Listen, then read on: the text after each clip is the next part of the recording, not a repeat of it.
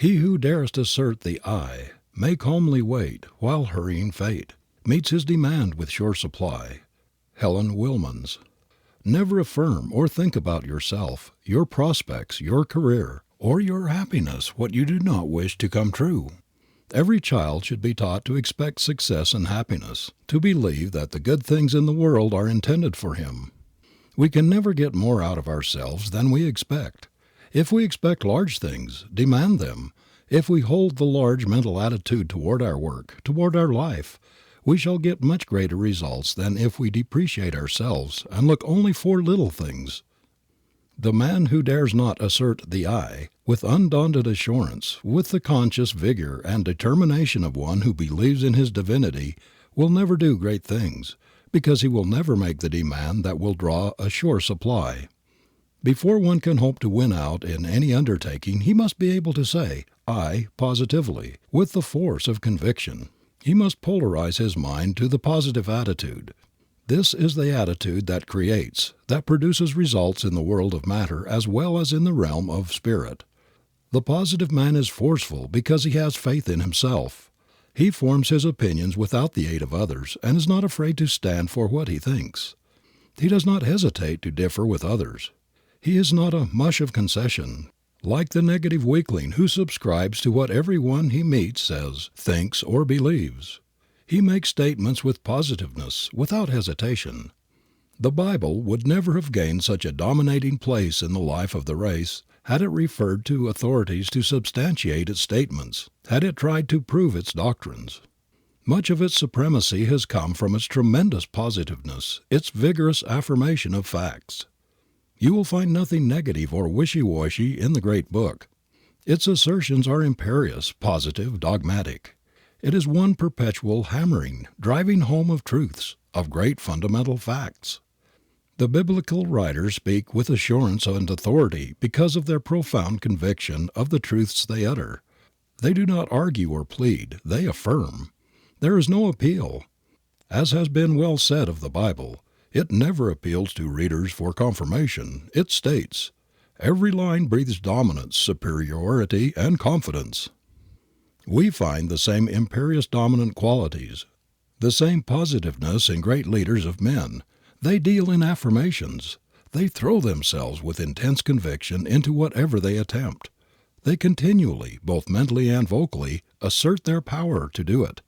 And the result is a natural corollary. They succeed in what they attempt. The difference between the positive and the negative mind, the man who can assert the I with vigor and the man who cannot, is the difference between success and failure. The positive man keys his life to the "I can" note, the negative man to the "I can't." The positive man denies the limitations of environment, of resources, of opportunities. He not only believes but knows that infinite bounty surrounds him and that he can make it his own. The negative man, on the other hand, will not fight against environment, no matter how hard it may be, but will yield to it without a struggle. He sees limitations and difficulties everywhere. To him, obstacles are insurmountable. But for the positive, dominant qualities in man, we would still be living in caves and eating our food raw. It is the positive, forceful man that overcomes. Obstacles do not frighten or turn him from his purpose. They are to him but the apparatus in the gymnasium, which give him additional strength and reinforce his determination to achieve.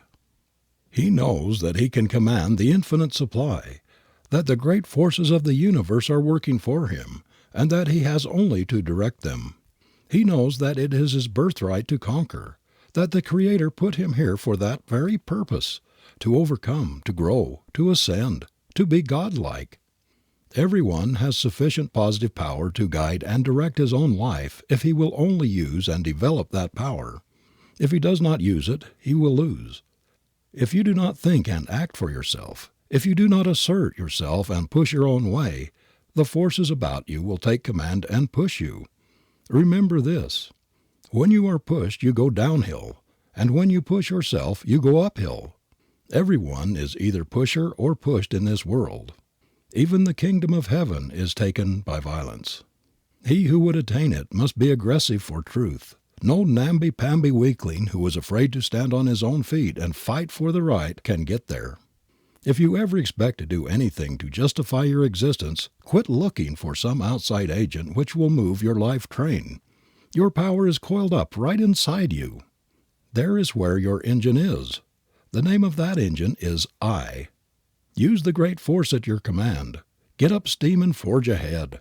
You will never get very far by any other means. You are only losing time in trying to get any power outside of yourself, impulse or influence, to move you forward. When the Creator made you a co-partner in His work, He put inside of you all the machinery necessary for the part you were to play.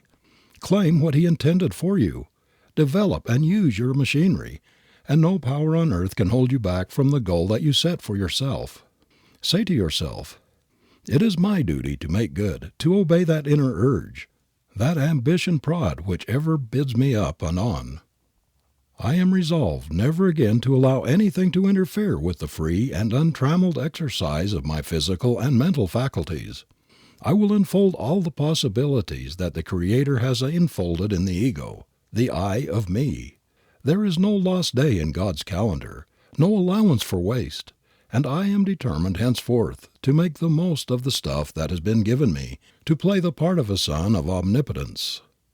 As a matter of fact, every day has a splendid possible prize awaiting every human being, a prize which no money can buy. It can be obtained only at the price of splendid effort and self-assertion. We are too timid, too fearful of results, even to attempt what we long to do. And we are too easy with ourselves, too willing to drift with the tide of our moods. Every man who has ever achieved grandly has been a stern schoolmaster to himself. He has incessantly affirmed his ideal and held himself unwaveringly to its realization. By cultivating the positive we drive out the negative. This is a psychological law. It is to empty by filling. Affirmation is always more potent than negation. Professor Halleck says, "By restraining of an emotion we can frequently throttle it. By inducing an expression we can often cause its allied emotions." Professor William James makes a similar statement. "Refuse to express a passion," he says, "and it dies. Count 10 before venting your anger and its occasion seems ridiculous. Whistling to keep up courage is no mere figure of speech. On the other hand, sit all day in a moping posture, sigh, and reply to everything with a dismal voice, and your melancholy lingers. There is no more valuable precept in moral education than this, as all of us who have experience know. If we wish to conquer undesirable emotional tendencies in ourselves, we must assiduously and in the first instant cold-bloodedly go through the outward movements of those contrary dispositions which we wish to cultivate. Smooth the brow, brighten the eye, contract the dorsal rather than the ventral aspect of the frame, and speak in a major key, pass the genial compliment, and your heart must indeed be frigid if it does not gradually thaw." Few of us realize the tremendous force there is in the vigorous, incessant affirmation of conditions which we long to establish. United with the visualizing of man or woman, we yearn to be the thing we are determined to achieve. It becomes an irresistible power in shaping events. Act the part, affirm the possession, the assured realization of the thing desired, and it will tend to materialize. This is a fundamental law of creation. What is called autosuggestion, or self-suggestion, is one of the most active agencies employed in mind building. We can literally make our minds thought by thought, as we can our bodies, fiber by fiber, through vigorous affirmation. There is a mysterious power in the spoken word which gets a greater hold upon us than simply passing the same word through the mind, or looking at it on the printed page. The vocal expression of a thought makes a greater impression upon the memory and especially influences the subconscious mind. It works like a leaven in the whole nature, putting agents in motion that establish a connection between us and our desires, the objects for which we are working. The persistent affirmation of our ability to do that which we have undertaken in a superb, kingly fashion is a great stimulus, a positive, creative force. There is nothing more helpful in building a strong, positive character than bracing yourself up by searching, heart-to-heart talks with yourself. In this way, better perhaps than in any other, you can take stock of your mental assets and improve yourself along the line. If you are timid, for instance, or even feel if you are something of a coward, stoutly deny it. Insist that you are no shirker, no coward, that you are brave even to daring. Boldly assume the quality of a hero. Vehemently affirm that you actually possess invincible courage, and you will be surprised at your immediate increase of strength and positiveness. Deny that you have any weakness, defect, or deficiency which can handicap your career. Insist upon affirming the positive quality, the winning quality. If you lack decision, if you are a waverer, a vacillator, if you are a putter off of things, if procrastination runs in your blood, persistently affirm that you possess the opposite qualities. At the same time, resolve that you are going not only to play the heroic part in life, that you are not only going to begin to work upon the duty awaiting you, but that you are going to put it through, that you are going to do things, and that you will never again allow yourself to waver, to procrastinate in the smallest matter, even if you do make mistakes now and then. Better make a mistake and forge ahead than to remain negative and inactive. The habit of vigorous affirmation is the habit of victory. But remember that action must follow on the heels of resolution, or you will never go any farther. Affirmation and resolution without prompt endeavor for realization are worse than useless. It is the man of action, of continued and repeated action, the man who never acknowledges defeat who ultimately wins out. During our Civil War the Southern generals said it didn't do any good to beat Grant, because he never knew when he was beaten and, consequently, wouldn't stay beaten. Men who leave their mark on the world are men of iron resolution, of grim determination. If youth were only taught at home and in school the power of an inflexible resolve, an inexorable affirmation of the thing they are determined to accomplish, if they were only taught the invincibleness of an unshakable will, of the positive, victorious mental attitude, of a resolve which knows no defeat, life would not be half so hard. Nerve us with incessant affirmatives. Don't bark against the bad, but chant the beauties of the good. The positive, creative, affirmative elements are our friends. They draw us our sure supply. All negatives are our enemies. They drive away supply. Affirm the good, never the bad, the bright, never the dark, the true, and never the false. Harmony, never discord. We should never forget that whatever tends to optimism is ready to give us a lift. The first step toward a happy, successful life is to get control of the supply that is ready to flow in answer to our demand. This you can do by forming the habit of affirming that the best will come to you, that only the things that are good for you can come into your life. Don't let yourself slip into the foolish habit of anticipating trouble, misfortune, sickness, disaster, accidents. To anticipate or expect such things is to affirm their reality and draw them to you. The habit of anticipating them will get them into the habit of arriving. You will thus be drawn into a current of circumstances corresponding to the character of your negative thought. Put yourself into a positive, success and happiness attitude the first thing every morning by taking time, even if only a few minutes, to communicate with the Creator. Get into tune with the Infinite, the source of your strength, the moment you awake. Keep yourself in harmony with the principle which underlies your being during the day, and your every act will be a step forward on the desired road. Say to yourself constantly, "Happiness is my birthright.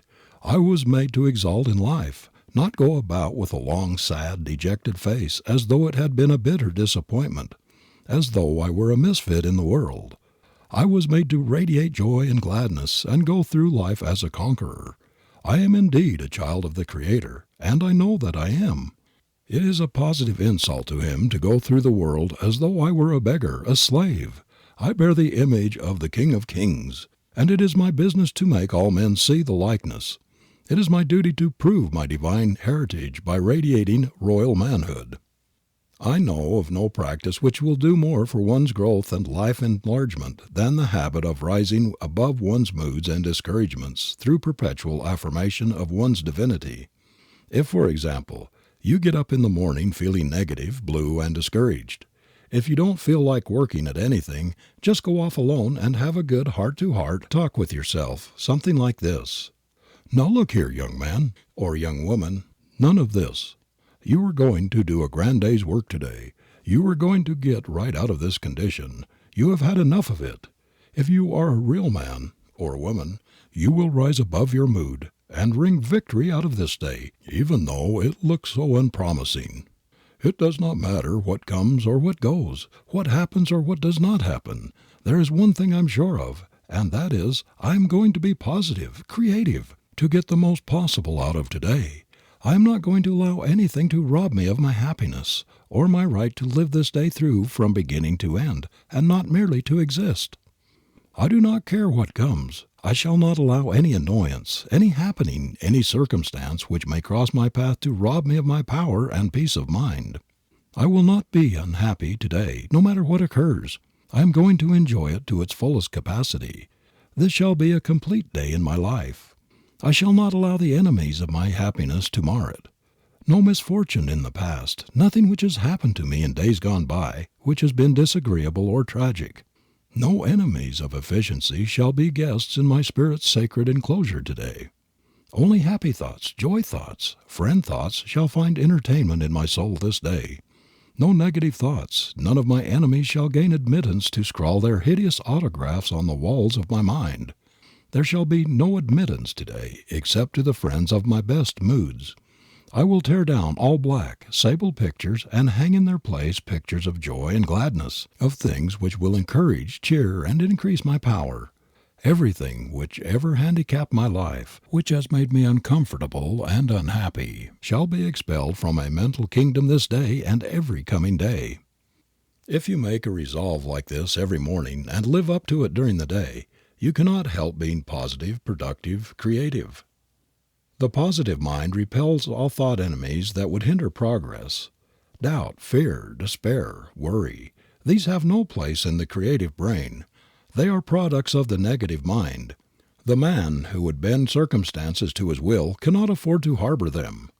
Hold negative, despondent, discouraged thoughts, and your surroundings will be negative, unpropitious.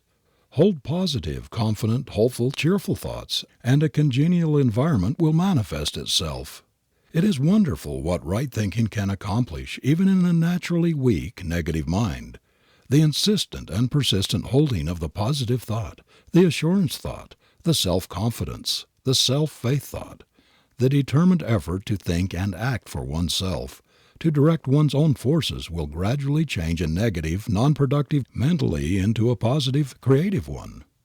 I have known very timid, sensitive people who scarcely dared to say their souls were their own before others, to so cure their habit of self-effacement and so strengthen their weak self-confidence by constant audible affirmation of their own strength, that in a very few months they had largely overcome this weakness. Fear is negative, courage is positive, affirmative. If we could make our lives effective, we must root out all of the things which keep us in discord, all negative elements, and give ourselves over to the power of affirmation. Many a person has ruined his life effort by depreciating it and sending out to those about him the negative vibration of his inferiority. We radiate our faith, our confidence in ourselves or our doubts, and distrust. Others catch the contagion of our opinion of ourselves. Whatever you do, don't set up your own mind in that of others a picture of yourself as weak, ineffective, negative personality. People do not realize the harm they do by making uncomplimentary and unfavorable remarks about themselves. It does not matter what it may be. The assertion of anything unfavorable to us or unlike what we wish to be is injurious. How often we hear men and women say, "I can never remember anything. I'm always forgetting umbrellas and packages. I can never remember the names or faces," and similar negative, depreciatory remarks. It never occurs to them that by making such statements as these, they are strengthening their defects. They are not aware that by impressing these unfortunate images of themselves upon their mind mirror, they are seriously injuring their self-confidence, their ultimate chance of being what they would like to be, or of getting what they desire. The character of civilization would radically be changed in a short time if parents were to teach their children the wonderful, strengthening, character-building power in the habit of affirmation. If boys and girls were impressed with the truth that the constant affirming of the good, the beautiful, and the true, the insistent holding of the ideal of themselves as they would like to be, is a real creative force that tends to actualize what they long for, many of the problems of the race would be solved. As a matter of fact, the worst enemy, as well as the best friend, any human being ever has is inside of him. The very mental attitude of the majority of people is utterly antagonistic to their advancement. A really brainy professional man whom I meet quite often is a striking example of the baneful effects of the negative, self-depreciatory thought.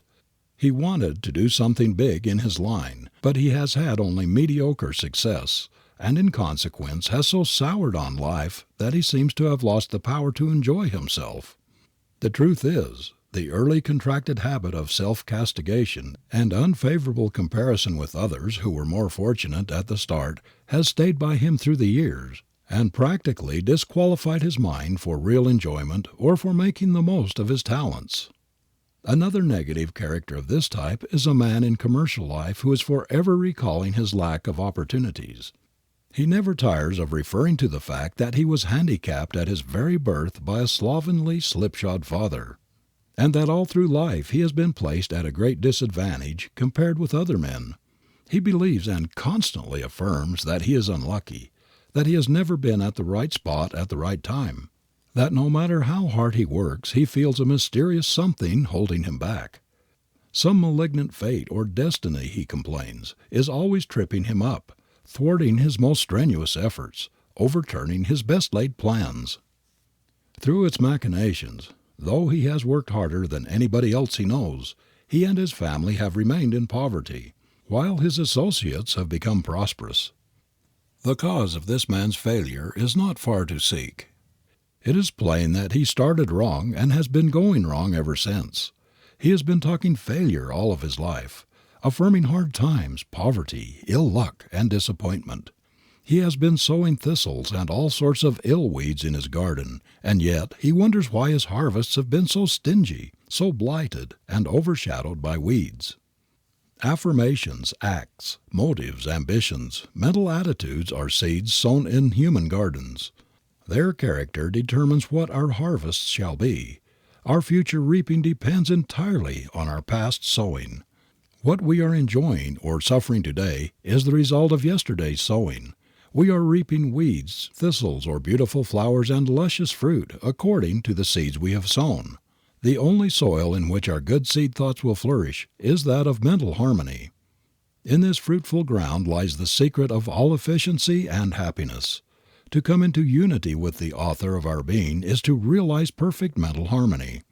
And this is the first requisite of an efficient life, a goal that can be reached only by the road of constant, unfailing affirmation. When you long for something that is perfectly legitimate for you to have, sow your affirmation seed in perfect confidence that it will bloom in reality. Say to yourself, "Our Father, Mother God, is no respecter of persons. He is not partial in His treatment of His children. They all have the same rights, the same privilege. He will give me through my own effort what I need, what I ask for.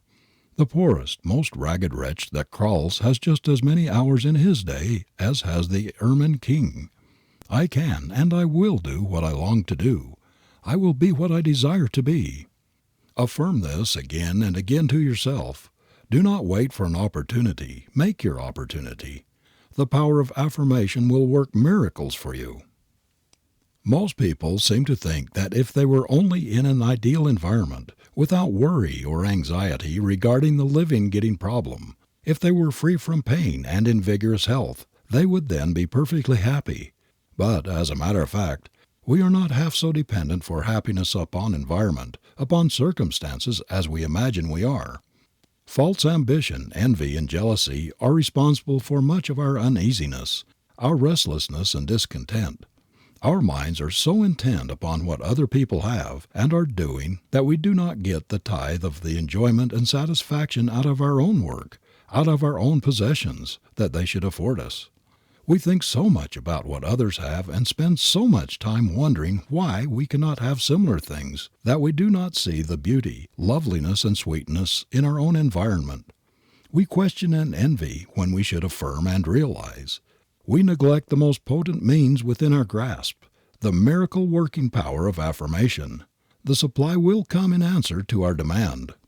Every one of us has an inalienable right to be comfortable, prosperous, free from anxiety, in short, to be happy. Man was not intended to be a worrying machine. The fundamental principle of the human constitution is based on harmony, and when we are in harmonious relations with the universe, we attain the maximum efficiency, of power, of usefulness to the world. It is then we get the maximum enjoyment and happiness out of life. Is it not worthwhile to get into such relations? Is it not foolish to remain in discord when by the simple process of affirmation, linked with divine faith and effort, we can transform ourselves and our environment?